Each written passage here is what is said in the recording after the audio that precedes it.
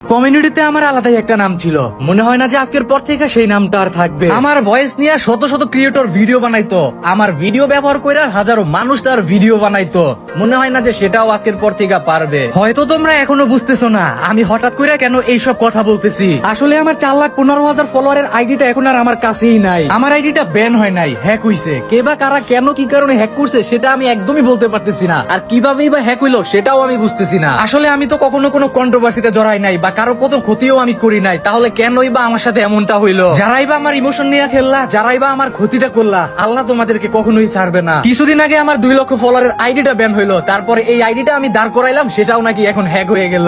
যাই হোক, সবশেষ সবকিছু আল্লাহর উপরে ছাইড়া দিলাম, আর এখনই হইতেছে আমার সব থেকে বেশি খারাপ সময়। এখন দেখা যাক এই সময় আমার পাশে আইসা কে কে দাঁড়ায়। হঠাৎ করে দেখবা কমিউনিটি থেকে আমিও হারাই গেছি, আমাকেও তোমরা আর খুঁজেই পাবা না। কিন্তু তোমরা যদি চাও আমি না হারাই, আমি তোমাদের মাঝেই থাকি, তাহলে তোমাদেরকেই একটা কাজ করতে হবে। তোমাদেরকেই কিন্তু আমাকে সেই আগের জায়গায় পৌঁছে দিতে হবে। ইনশাল্লাহ আমার বিশ্বাস, তোমরা যদি আমার পাশে থাকো তাহলে কিন্তু আমি সেই খুব অল্প সময় আগের জায়গায় পৌঁছে যেতে পারবো। আমি তোমাদেরকে একটা টার্গেট দিয়ে গেলাম, আমার এই ভিডিও থেকে কি আমি 30,000 ফলোয়ার কমপ্লিট করতে পারবো সেটা আমি তোমাদের উপরে ছেড়ে দিয়ে গেলাম। এখনই কিন্তু তোমাদের নারুটো আর্মির পাওয়ারটা দেখানোর সময়। ভিডিওটা যত পারো শেয়ার করে দিও।